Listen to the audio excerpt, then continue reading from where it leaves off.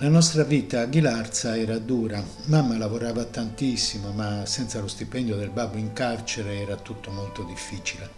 Iniziai a frequentare già a grandicello, a 7 anni e mezzo, la scuola elementare, comprendendo immediatamente l'importanza dello studio e della crescita culturale.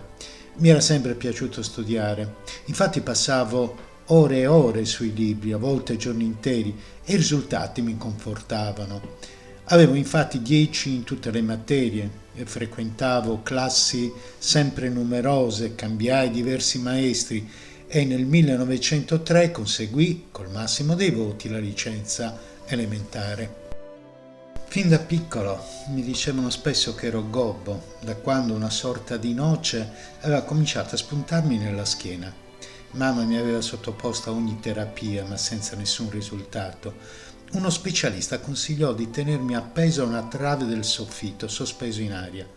Dovevo anche indossare un busto con anelle. Da bambino a 4 anni avevo avuto delle emorragie per 3 giorni di seguito che mi avevano completamente dissanguato. I medici mi avevano dato per morto e mia madre conserverà fino al 1914 circa una piccola bara e il vestitino speciale che dovevano servire per seppellirmi. Per tutto questo, sempre avuto il letto più comodo e il cibo migliore. I miei fratelli avevano capito la mia situazione e non se ne lamentavano. I miei compagni facevano i giochi guerreschi, lottavano, si sfidavano in prove di resistenza e forza fisica. Non potevo che guardarli. Preferivo restare in casa e leggere, disegnare figure colorate, costruirmi giocattoli, soprattutto navi. Ricordo che giocavo in cortile con Luciano Guiso, il figlio del farmacista.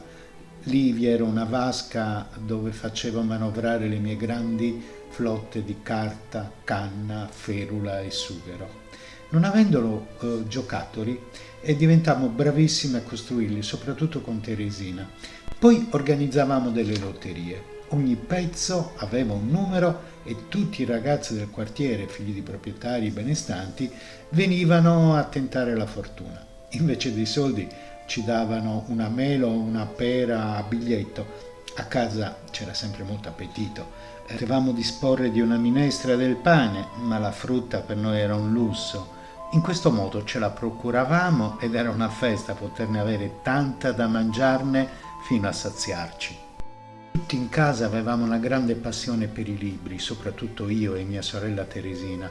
Fui felicissimo quando la signora Mazzacurati, prima di lasciare Ghilarza, mi regalò una piccola biblioteca per ragazzi che apparteneva al figlio, malato e morto giovanissimo. Quei libri erano il mio tesoro, li leggevo avidamente, soprattutto i romanzi d'avventura, Stevenson, Defoe, Salgari. Amavo soprattutto Robinson Crusoe. Ne fui talmente impressionato che non uscivo di casa senza avere in tasca dei chicchi di grano e dei fiammiferi avvolti in pezzettini di tela acerata, per il caso che potessi essere sbattuto in un'isola deserta e abbandonata ai miei soli mezzi.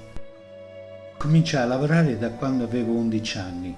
Guadagnavo ben 9 lire al mese. Per 10 ore di lavoro al giorno, compresa la mattina della domenica, me la passavo a smuovere i registri che pesavano più di me. Molte notti piangevo di nascosto perché mi doleva tutto il corpo. Facevo ripetizione anche ad altri bambini. Soffrivo tanto, sia fisicamente sia psicologicamente, per tutte quelle circostanze sfavorevoli che spesso mi precipitavano in una malinconia senza fine. Per oggi abbiamo finito, vi aspetto alla prossima puntata se volete. Arrivederci.